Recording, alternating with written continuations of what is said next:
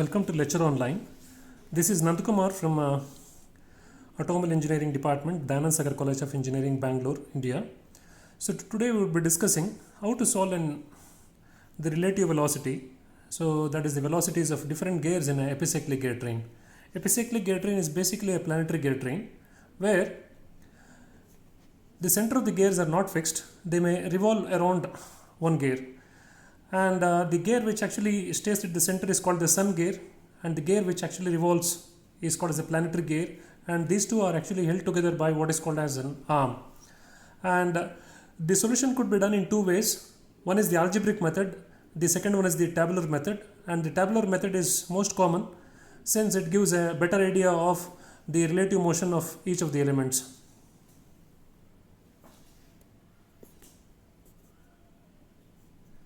The planetary gears are no different from the simple gear train, except that the arm which actually holds the gears can revolve. So let us see a simple gear train here, and you see that this gear train has got a degree of freedom 1. So to recall that, we will try to recall the degree of freedom of a 4-bar mechanism where one link is fixed and these 3 links are capable of movement. And suppose if it is the output moment where the output is expected, then you just need to give the input to this. So if you give the input to this, you don't have to give the input to this. This is definite. This is going to take a definite relation with respect to the input, and the output also is going to take a definite relation. So controlling the output is only by a single input here. So you can control one gear. You can control one gear, and all the other gears will be controlled, and all the other gears are dependent on the first gear or any other gear. If you give the input to this, all the other gears will have some output which is definitely related. So we can say that the degree of freedom is 1. So we just need to give one input here. But in the case of a planetary gear, here you see that here the gears are carried on an arm, and therefore if you rotate this gear, these gears will revolve.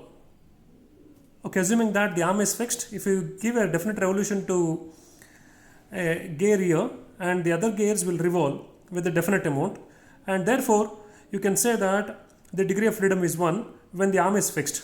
But when the arm is moving, then you get one more extra degree of freedom, which is equivalent to this 5-bar mechanism which is shown here. So in this case, you see that if it is the expected output, if you want an expected output here, you need to control at 2 points here. You need to control at 2 points here, only then you can get an expected output. And therefore, to know the output of any other gear, you need to control at least 2 elements. Maybe the arm, maybe one of the gears here, maybe the 2 gears and then one arm.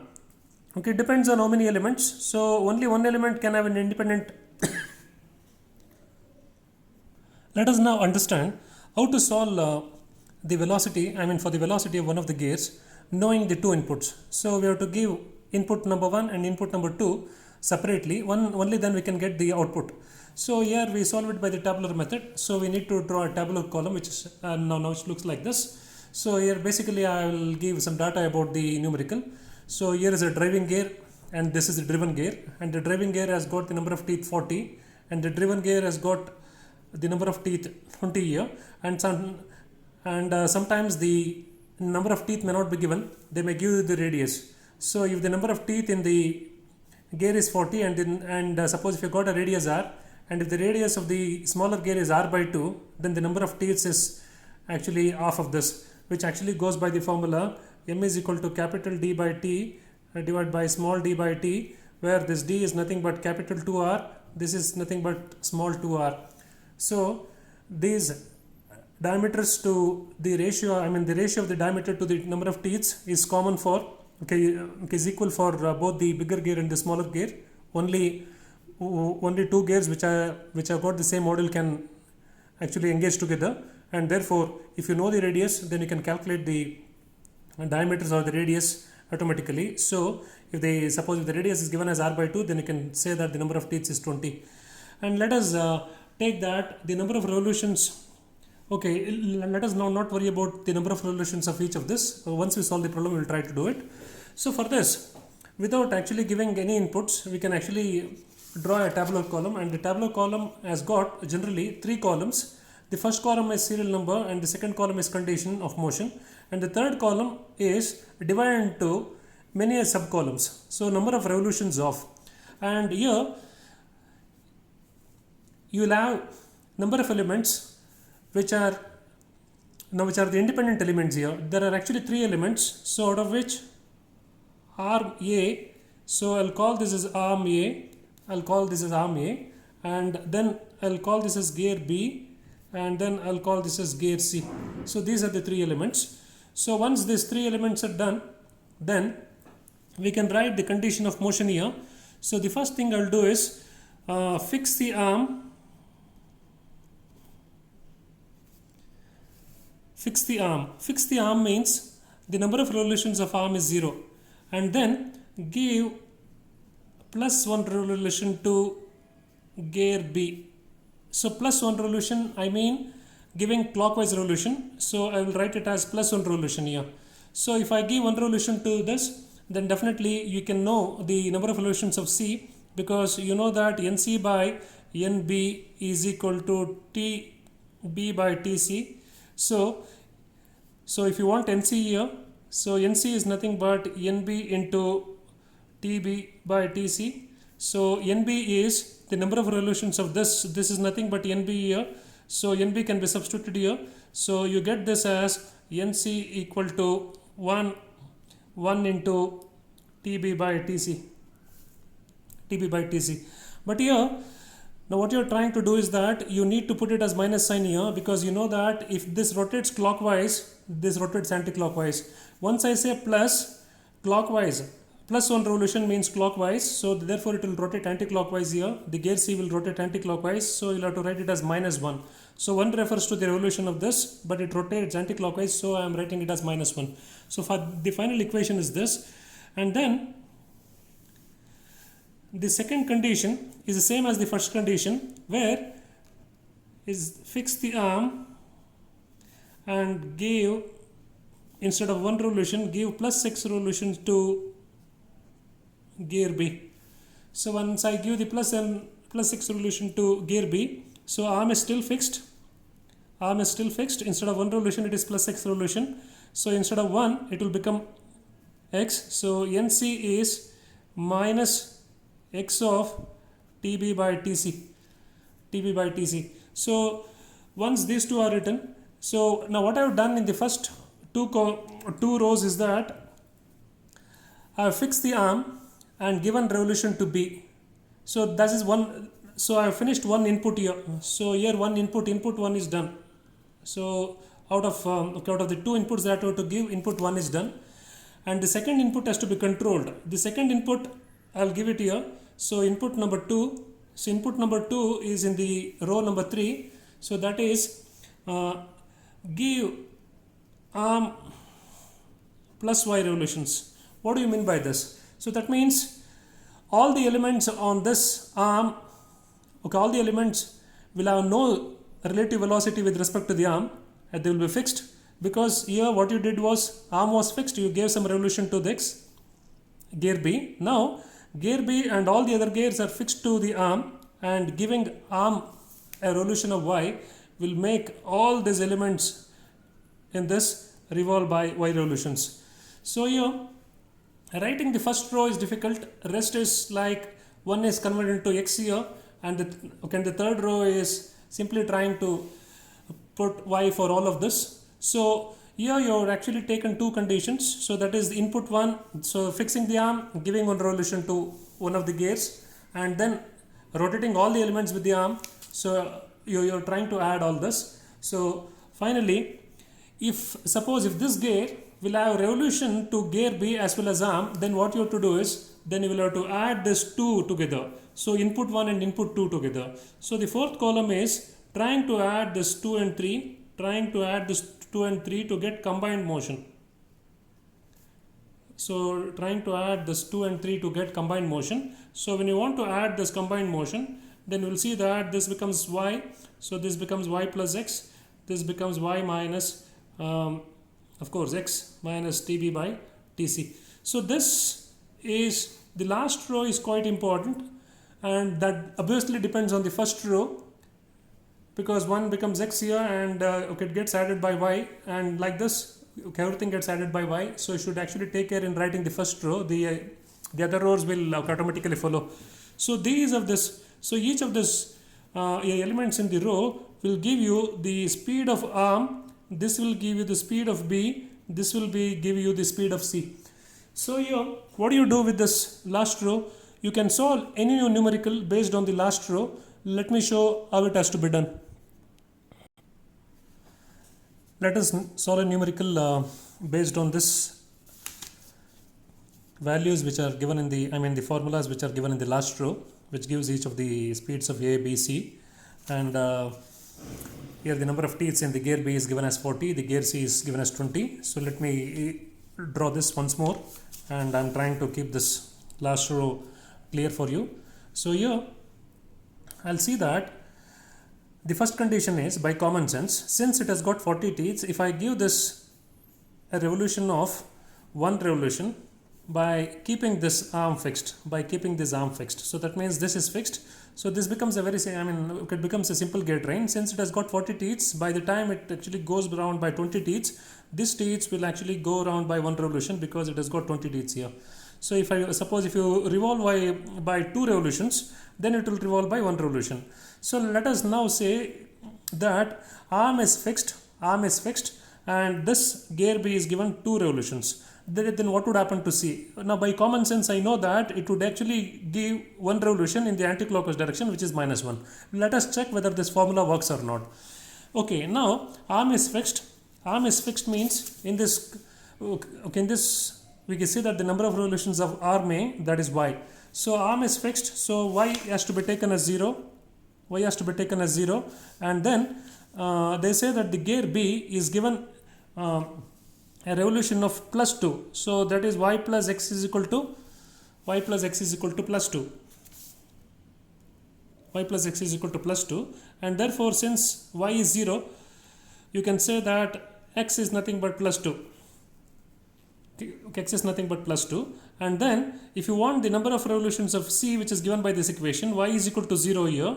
So 0. So trying to substitute this equation here, x is equal to +2, and then TB, the number of teeth in B is 40, the number of teeth in C is 20. So this becomes like 2 into 2, 4, and it is minus. So which means that NC you get it as -4. So like this, by using this, so by arm is fixed, by giving gear B as 2 revolutions, you get the NC value as -4 revolutions. In this way, you can use the last row to solve this numerical. And now, solve any numerical with any condition, any 2 conditions given, and the third output could be definitely calculated. So let us take one more case, where the first case was this, and the second case is, let us take one more example where to check whether this formula works or not, I will try to give 1 revolution to this gear. So that means this gear B is given 1 revolution. So let me give let me give 1 revolution, and also this arm 1 revolution. By common sense, you understand that when this gear B looks like it is revolving 1 revolution, and the arm is looking like it is revolving 1 revolution, which means that this whole system is revolving, and therefore this system will not revolve about this axis, but it will try to go around like this. It will also rotate by 1 revolution, because a point which is here, as it actually goes down, the point comes down and again it comes up, and it goes to the left side and then again it comes out, and therefore effectively it would have covered 1 revolution. So let us check whether this formula works for that. So what I will do is, it is given that both y, that is the gear B, and y is given, the arm is given 1 revolution. So here, according to the table here, number of revolutions of arm y, so I will take it as y is equal to +1 revolution, and then the number of revolutions of B, NB, is given as y plus x. So here it is given as y plus x. So number of revolutions of B, so this is number of revolutions of A, which is equal to y. This number of revolutions of B, which is actually equal to y plus x. y plus x is equal to again one revolution. So this is again plus one revolution, and therefore you can see that since y is one revolution, so you can say that x is equal to 0 revolutions. So you got the value of y and x. You can actually use these values to find out the speed of NC. NC speed is given by this equation here. So NC is given by the formula y minus x into TB by TC. So y is plus 1 revolution, and then x is equal to 0, so everything becomes 0 here. So you finally get it as NC as plus 1 revolution. So which means that this formula works. So that means if all of these elements, if all of these elements are given 1 revolution, that means this also would revolve by one more revolution. Let us check one more case where you fix this gear B. So that means this gear is not rotating. Give one revolution to arm. Which means that you are trying to give arm y a revolution. So y is equal to 1. So B is equal to 0. And we can find what is the revolution taken by C. So by common sense, you know that this, since it is fixed, if you try to rotate this arm, and this actually starts to move like this, and therefore it will try to rotate in the again in this direction. So you will see that the gear C would be actually revolving clockwise, and it is as good as simply rolling over external circle like this. It will be rolling over this because this is fixed, and this gear will actually try to roll like this. And we'll see if this both NB is fixed. So NB is given by an equation y plus x here. So y plus x is equal to 0, and it is given that NA is actually this. NA is the speed of arm. So NA is given as NA is given by the equation y, and it is given that y is equal to plus 1 revolution, and therefore y plus x is equal to 0. So let us now take this equation back here. So NB equal to y plus x, y is 1. So this becomes here from this you can say that, trying to substitute this y as 1, so you can say that x is nothing but, so of course we can directly substitute here. So y is 1, x is equal to minus 1 revolution. So you get this value of y and x here, and once you have got this, then you can find out the speed of NC. So NC is given by this equation, so which is actually y minus x by TB by TC. So here y is nothing but y is given as 1 revolution. So substitute it as 1 revolution, minus x is taken as minus again, and then TB is 40 and TC is 20. So this actually becomes 2, and you can say that it is 1 minus into minus plus into 2. So this actually takes 3 revolutions. So I think some people may actually be worried how this actually came to be the 3 revolutions. But I think you'll have to run a simulation in your brain, because otherwise it feels that it would rotate by 2 revolutions, and it would revolve by 2 revolutions because of the movement of the arm. But any point here, as it actually goes around, will actually make 1 revolution extra, because this point which was here will come down and it will go to the left side and again come up like this, revolving around this B. This C would add 1 more revolution. So the number of revolutions of NC is 3 revolutions. Like this, in any numerical, this last row is important. Out of this row, 2 values will be given, and you will have to find the third one. In this way, you will have to solve the numericals. So maybe the numerical can be a bigger one, like this gear would have maybe 1 more gear like this. The arm would be extended like this, and you will have 1 more gear like this, and then what would happen is, then you'll have 1 more gear, and you can call it as D. So then you will have to write one equation here, and now you will get one more value for this t here like this. Now we will have to solve this way. So okay, in every problem you will have to start with this tableau column. This tableau column is fixed, and the first row, if it comes right, the last row is just addition, converting this 1 into x and addition of y, and using this last row you can solve any numerical. So be careful when you are writing the first row.